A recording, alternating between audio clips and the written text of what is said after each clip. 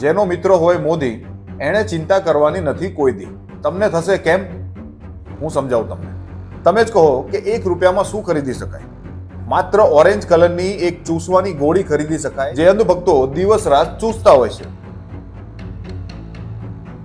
પણ જેના મિત્રનું નામ મોદી હોય તેને 1 રૂપિયાની અંદર 1050 એકર જમીન 30 વર્ષ માટે મળી શકે છે. ऐसा मैं नहीं कहता.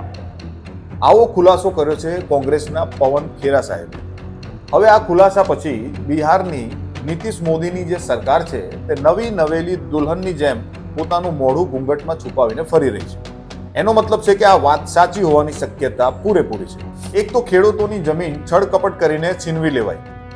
सरकार हम लोगों उसको बुड़वक बना के जमीन ले लिया है और नहीं उसमें कोई रुपया दिया है. डुप्लीकेट सिग्नेचर किया गया है.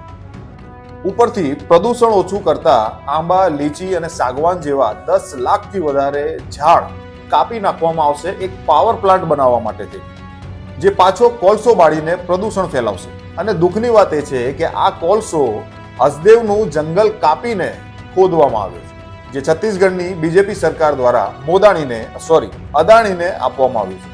મતલબ 4 ગણું નુકસાન થશે પર્યાવરણને, રાષ્ટ્રને અને જનતાના સ્વાસ્થ્યને. આને કહેવાય ગોબર એન્જિનિયરિંગ ટેકનોલોજી. હવે વાત કરીએ નફાની. ગુજરાતીઓનો પસંદગીનો વિષય. બિહારની બેન્ડ બજાવીને જે વીજળી પેદા કરાશે તે આપણો ગુજરાતી અદાણી બિહારને આપશે 6 રૂપિયામાં અને મહારાષ્ટ્રને આપશે 4 રૂપિયામાં, યુપીને આપશે 3 રૂપિયામાં.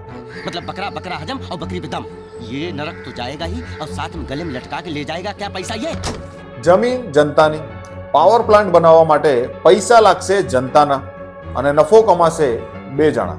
हिपोक्रेसी की भी सीमा होती है.